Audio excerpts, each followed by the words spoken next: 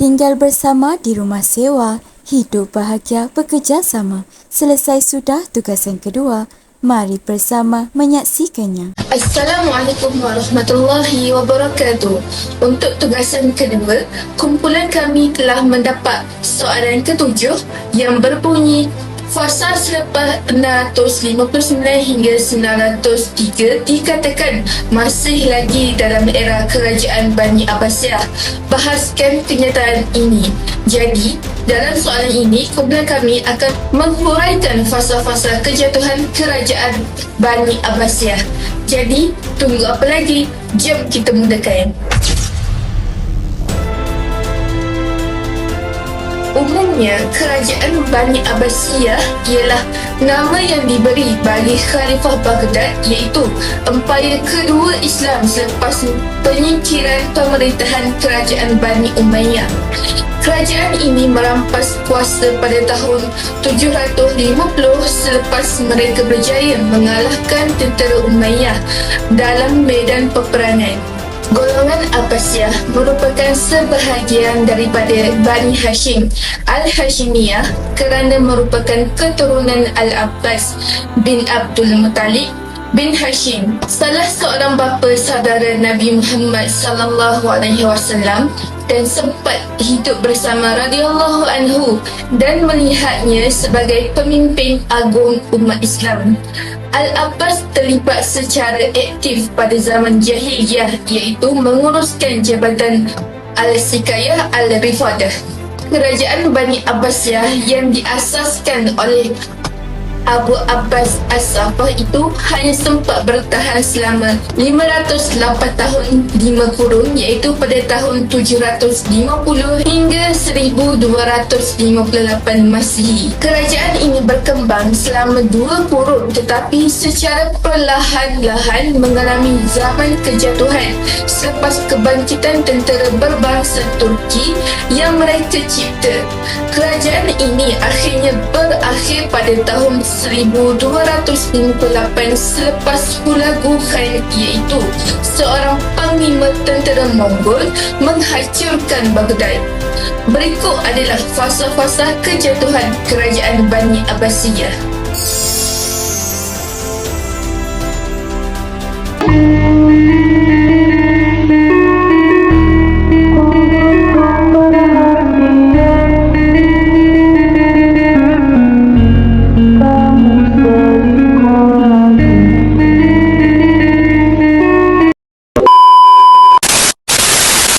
Marilah kita mengetahui bentuk pentadbiran dan pemerintahan kerajaan Bani Abbasiyah sebelum masuk kepada faktor kejatuhan kerajaan Abbasiyah tersebut.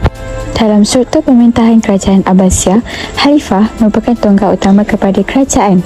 Khalifah boleh mewakilkan urusan berkaitan pentadbiran awam kepada wasilnya, manakala urusan kehakiman kepada Qadi Hakim serta urusan pertahanan kepada Panglima Angkatan Tenteranya. Di era kerajaan Abbasiyah, tugas-tugas Khalifah adalah berdasarkan kepada cara dan tradisi Parsi, dan ketika Khalifah ke-8 iaitu Khalifah Muhammad bin Harun bin Muhammad Al-Musta'im sehinggalah Khalifah yang terakhir iaitu Khalifah Abdul Wahab bin Al-Mutashir Billah, nama Allah disebut pada hujung nama Khalifah tersebut.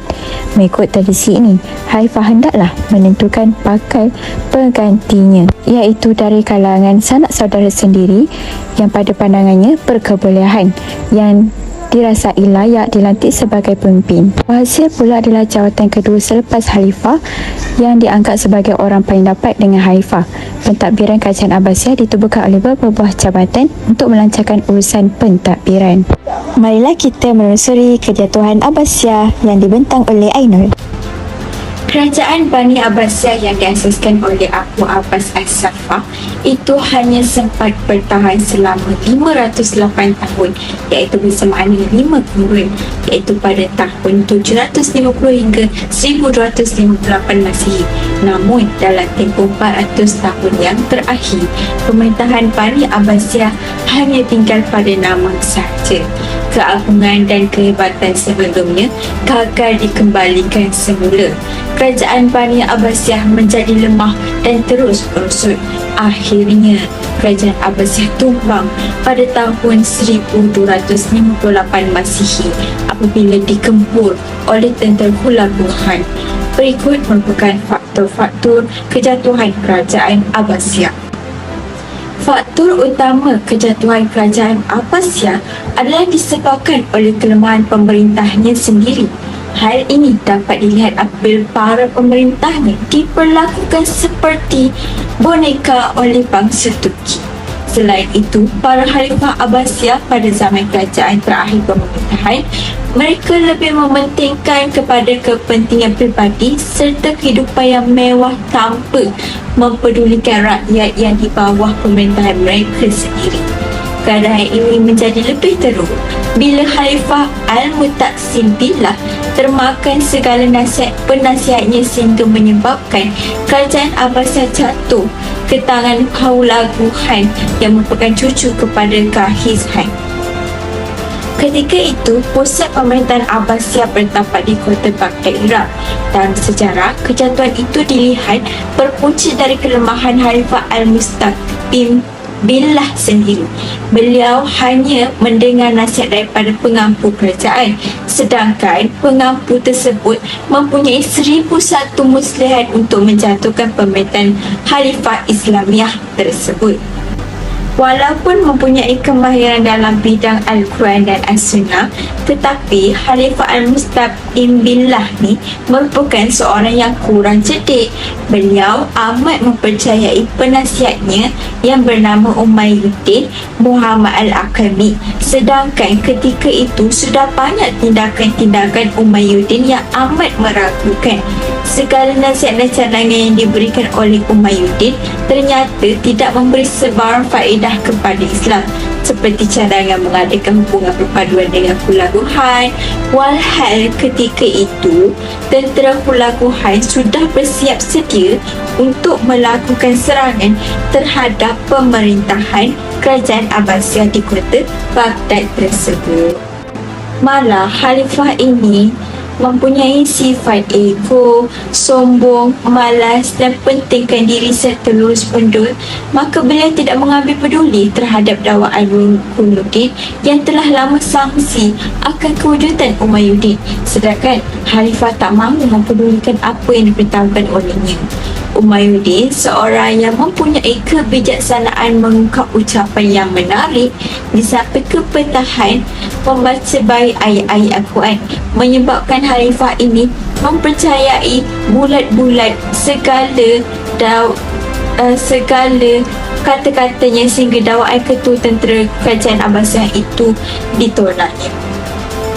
Selain itu, kelemahan pemerintahan ini terjadi rentetan berlakunya perebutan kuasa.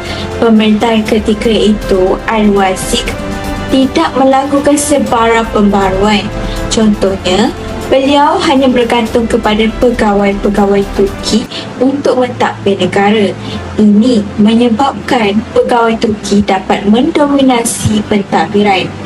Oleh itu, saudara Al-Wasiq iaitu Al-Mutawakkil cuba mengambil alih pemerintahan dengan mengembalikan kegemilangan pentadbiran Khalifah tanpa campur tangan pegawai berbahasa Turki dan Parsi. Namun segala usaha beliau tak dapat diteruskan, gagal kerana perebutan kuasa berlaku di mana pengaruh Turki dan Parsi begitu kuat menguasai percaturan politik kerajaan Abbasiyah.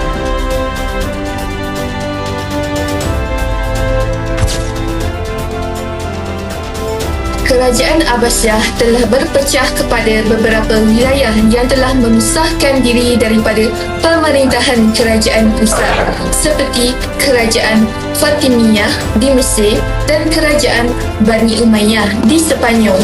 Mereka ini memerintah dengan melantik sendiri khalifah-khalifah mereka. Sementara itu, Wilayah-wilayah lain yang masih bernaung di bawah kerajaan pusat hanya pada nama sahaja, dan mereka ini sebenarnya bebas di wilayah-wilayah yang mereka kuasai. Mereka juga sering memberontak. Khalifah Abbasiyah sebenarnya tidak berkuasa sejak tibanya pengaruh Parsi dan Turki. Kuasa khalifah telah berpindah kepada wazir atau Amir al-Umara pada zaman Buai dan kepada sultan atau malik pada zaman Seljuk. Amir atau sultan telah menguasai pentadbiran pusat di Baghdad, sementara di wilayah-wilayah takluk kerajaan Abbasiyah dikuasai oleh gubernur atau atabek. Jadi, hubungan antara kerajaan pusat dengan kerajaan tempatan menjadi semakin renggang disebabkan keinginan pemimpin tempatan untuk berkuasa sendiri dan bebas daripada kawalan kerajaan pusat. Umumnya, kerajaan Abbasiyah telah terbahagi kepada beberapa kuasa keturunan, iaitu Arab, Parsi, Turki dan Kurdi.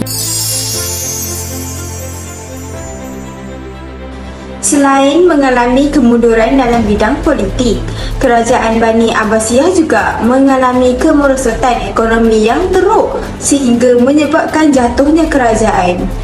Pada zaman awal pemerintahan Bani Abbas, kerajaan Abbasiyah ini merupakan sebuah kerajaan yang kaya. Dana yang masuk lebih besar dari yang keluar, sehingga Baitul Almal penuh dengan harta. Sumber pendapatan kerajaan Abbasiyah ini adalah daripada hasil kutipan cukai wilayah dan juga pertanian. Setelah banyak negara yang melepaskan diri, jumlah bayaran pajakan daripada wilayah-wilayah semakin berkurangan. Bagi meningkatkan pendapatan, pemerintah mengarahkan tentera memungut cukai secara paksaan. Menurut Jurji Zaidan, pendapatan kerajaan Bani Abbasiyah ini menurun kerana para pengutip cukai memonopoli hasil cukai. Pertanian pula terganggu kerana lumpur menimbas sistem pengairan. Ini berikutan Sungai Nahrawan mengalami kerosakan besar akibat perang dan juga salurannya yang tidak dibaiki. Selain itu, kemerosotan ekonomi kerajaan Abbasiyah juga adalah disebabkan oleh berlakunya rusuhan rakyat sehingga menyebabkan para pedagang tidak lagi berkunjung ke Baghdad. Hal ini menyebabkan dana yang tersimpan di Baitul Mal semakin merosot berbanding peruntukan yang dikeluarkan. Malahan berpunca juga daripada kehidupan para khalifah yang semakin mewah dan mementingkan diri sendiri.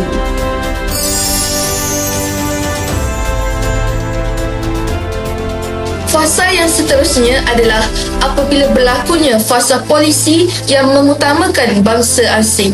Pada dasarnya, terdapat khalifah-khalifah Abbasiyah yang terlalu mengutamakan bangsa asing, khususnya keturunan Turki dan Parsi. Sebaliknya, bangsa Arab kurang diberi perhatian. Bangsa-bangsa Turki dan Parsi diberikan jawatan-jawatan penting dalam pentadbiran negara. Ini menimbulkan perasaan tidak puas hati terhadap bangsa Arab. Hal ini dapat dilihat apabila Khalifah Al-Muqtasim telah mencipta satu dasar yang melemahkan kerajaan Abbasiyah apabila beliau mengambil 50,000 orang Turki untuk menjadikan askar upahan dengan harapan untuk menjadi mereka sebagai penyokongnya yang setia. Apabila orang Turki ini menjadi pengawal istana, maka kedudukan mereka bertambah kuat. Lalu, mereka mula menguasai khalifah sehingga khalifah terpaksa mengikut arahan mereka. Apabila masuknya dominasi bangsa luar ke dalam pusat pemerintahan Baghdad telah menyebabkan kedudukan khalifah sebagai boneka. Akibatnya, para khalifah hanya berkuasa atas nama kerajaan Bani Abbasiyah, tetapi urusan pemerintahan dikuasai oleh orang lain. Sejak awal, Khalifah Bani Abbasiyah memasukkan unsur-unsur bukan Arab seperti unsur Parsi dan Turki. Pada tahun 940 hingga 1055 Masihi, kerajaan Bani Buai dari Parsi menguasai Baghdad. Selanjutnya, Bani Seljuk dari Turki pula menguasai pemerintahan pusat di Baghdad, menggantikan Bani Buai. antara 27 orang khalifah selepas Khalifah Al-Mutawakkil pada tahun 819 hingga 847 Masihi, ada 12 orang khalifah yang kedudukannya dipermainkan oleh para pengawal istana dari Turki. Sebagai contoh, Khalifah Al-Mu'tasim melarikan diri dari Baghdad kerana tidak sanggup menghadapi perlakuan kasar pengawal-pengawal dari Turki. Al-Mu'tas hanya berkuasa selama 3 bulan. Beliau dipaksa turun dari takhta oleh pengawalnya sendiri. Al-Muhtadi juga dipaksa turun takhta dan dipenjarakan kerana berselisih pendapat dengan orang Turki. Ramai lagi khalifah-khalifah yang dipecat, disingkirkan, dibunuh ataupun dipenjarakan oleh para pengawal dari Turki.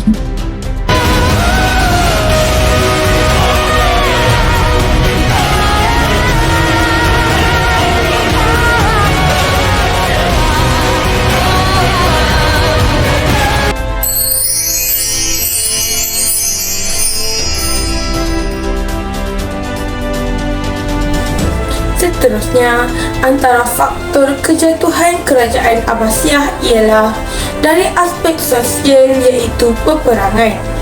Pada zaman pemerintahan kerajaan Abbasiyah telah berlaku satu serangan yang maha hebat dari tentera Mongol terhadap kerajaan Abbasiyah. Kerajaan Abbasiyah terjejas apabila Baghdad atau lebih dikenali sebagai Iraq telah dikuasai oleh pihak Mongol. Orang-orang Mongolia adalah bangsa yang berasal dari Asia Tengah. Negeri mereka adalah Mongolia yang merupakan sebuah kawasan di negara China.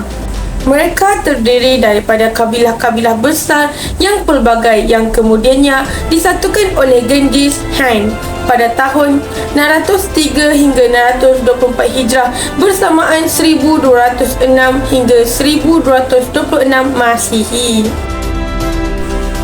Orang Mongolia terdiri daripada orang Badui Sahara yang terkenal dengan sikap yang keras kepala dan suka melakukan kejahatan. Selain itu, mereka juga adalah kelompok manusia yang suka berperang, merompak dan menumpahkan darah serta menyembah berhala, binatang-binatang dan matahari. Mereka memakan apa sahaja yang mereka mahu dan suka melakukan perkara-perkara yang hedonisme permisif. Hedonisme membawa maksud, falsafah atau pandangan hidup yang menekankan kepentingan kebahagiaan, kesenangan atau keseronokan sebagai tujuan utama atau matlamat dalam hidup.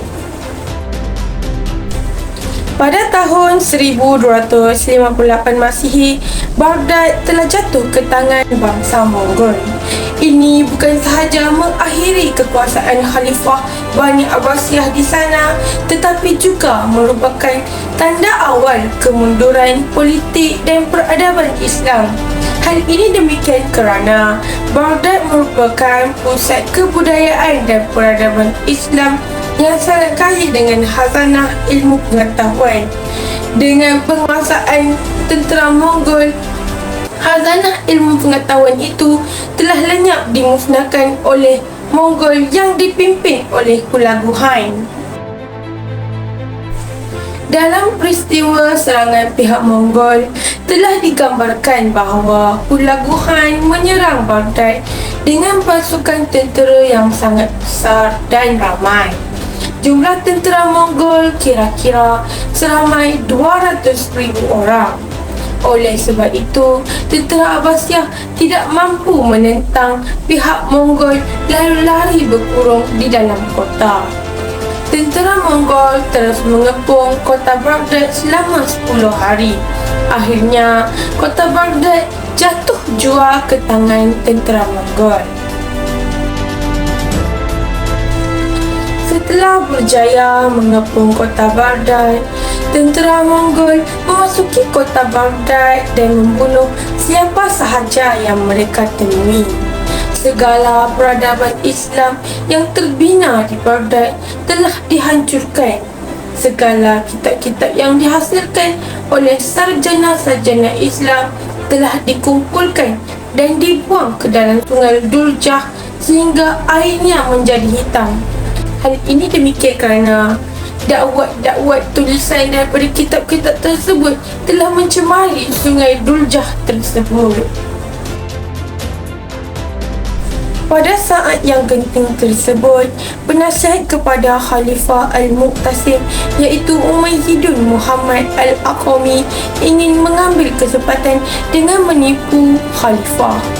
Umayyidun berkata kepada Khalifah Al-Muqtasim, "Saya telah menemui mereka untuk perjanjian damai. Hulagu Khan ingin mengahwinkan anak perempuannya dengan Abu Bakar Ibnu Muqtasim, putera Khalifah. Demikian itu, Hulagu Khan akan menjamin kedudukanmu. Ia tidak menginginkan sesuatu kecuali kepatuhan sebagai saudara maramu, sebagaimana saudara-saudaramu terhadap Sultan-Sultan Seljuk." Apabila mendengar ucapan penasihat Umayyidin Muhammad Al-Aqami, Khalifah Al-Muqtasim menerima usul tersebut. Ia keluar bersama beberapa orang pengikut dengan membawa mutiara, permata dan hadiah-hadiah berharga lainnya untuk diserahkan kepada Hulagu Khan. Hadiah-hadiah itu dibahagi-bahagikan kepada Hulagu kepada para panglimanya. Keberangkatan Khalifah disusuli oleh para pembesar istana yang terdiri daripada ahli-ahli fiqh, orang-orang terpandang serta keluarganya. Tetapi sambutan yang diberikan oleh Hulagu Khan sungguh di luar dugaan Khalifah Al-Muqtasim. Apa yang dikatakan oleh wazirnya ternyata tidak benar. Mereka semua, termasuk wazir sendiri, dibunuh dengan leher dipancung secara bergilir-gilir. Hal ini menyebabkan kerajaan Abbasiyah kekurangan tentera serta khalifah yang ingin membimbing tentera tersebut. Ramai rakyat yang terkorban dalam peristiwa perperangan ini. Kaedah tipu helah yang telah digunakan oleh Hulagu Khan menyebabkan khalifah-khalifah Abbasiyah syahid terkorban. Sekitar 50,000 tentera dan 1 juta orang awam dari Empayar Abbasiyah telah terkorban, manakala 1,000 orang sahaja dari pihak Mongol yang terkorban. Kesannya, empayar kerajaan Abbasiyah semakin terjejas sehingga mengakibatkan kemerosotan kerajaan Bani Abbasiyah dan penguasaan empayar Mongol terhadap wilayah kerajaan Abbasiyah. Akhirnya, pemerintahan Bani Abbasiyah berakhir sepenuhnya pada tahun 1517 Masihi apabila Empayar Osmaniyah menakluki Mesir. Kita beralih pula kepada munculnya gerakan pemberontak. Pada zaman Al-Mu'tadi 869 Masihi, timbul pemberontak daripada kaum Zan di bawah pimpinan Ali bin Muhammad. Di Iraq terdapat gerakan Syiah Karamitah yang dipimpin oleh Hamdan Karmat pada tahun 874 Masihi. Gerakan ini bertujuan untuk menjadikan wilayah mereka sebagai zon merdeka. Lanjutan daripada gerakan Karamitah, timbul pula gerakan Hashashikin di bawah pimpinan Hasan bin Sabbah.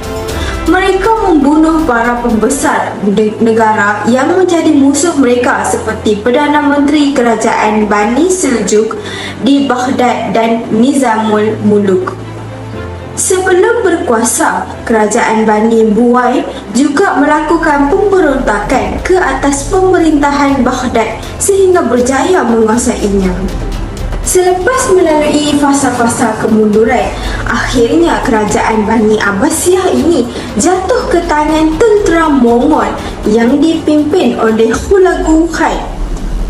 Menurut Jarji Zaidan, sebelum Hulagu menyerang Baghdad, kedudukan dalaman kerajaan Bani Abbasiyah ini sedang mengalami zaman kemunduran akibat berlakunya pertentangan hebat di antara kumpulan Syiah dan Sunni.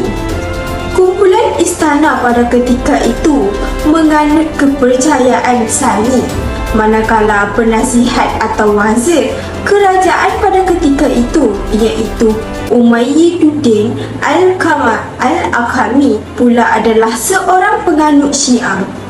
Sebab itulah terjadinya tentangan di antara Syiah dan juga Sunni disebabkan oleh tindakan Al-Daudar dan Abu Bakar yang merupakan putera khalifah pada ketika itu bertindak menghancurkan daerah Kark yang menjadi tempat tinggal orang-orang Syiah.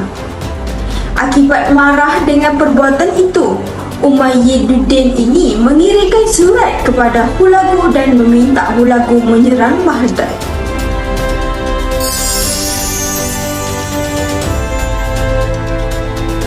Seterusnya, kita dah sampai kepada penutup.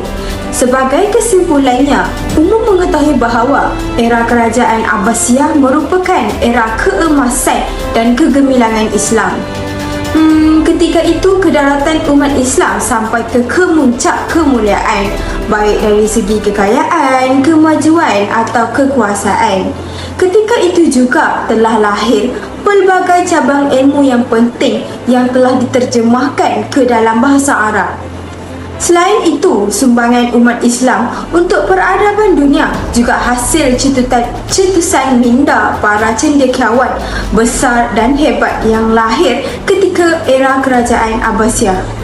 Namun begitu, terdapat pengajaran penting yang perlu diberi perhatian dalam kita menghayati dan menelusuri sejarah sepanjang tertegaknya kerajaan Abbasiyah yang telah menguasai dunia berabad-abad lamanya.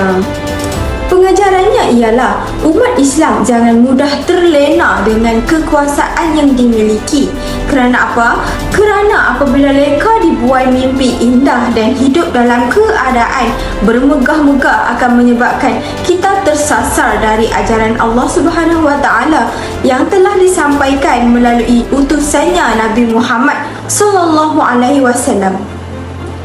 Hal ini juga menjadi pemacu kepada umat Islam kembali bangkit untuk mencapai kembali kegemilangan Islam seperti yang pernah diraih ketika era kerajaan Abbasiyah. Setiap yang bermula pasti akan berakhir. Begitulah juga yang terjadi kepada sebuah kerajaan yang agung seperti apa? Kerajaan Bani Abbasiyah. Hanya dengan beberapa isu kontroversi, kerajaan ini berakhir dengan serangan tentera Mongol yang di bawah pimpinan Hulagu Khan pada tahun 650 Hijrah bersamaan 1258 Masihi. Itu sahaja daripada kami. Sekian, terima kasih.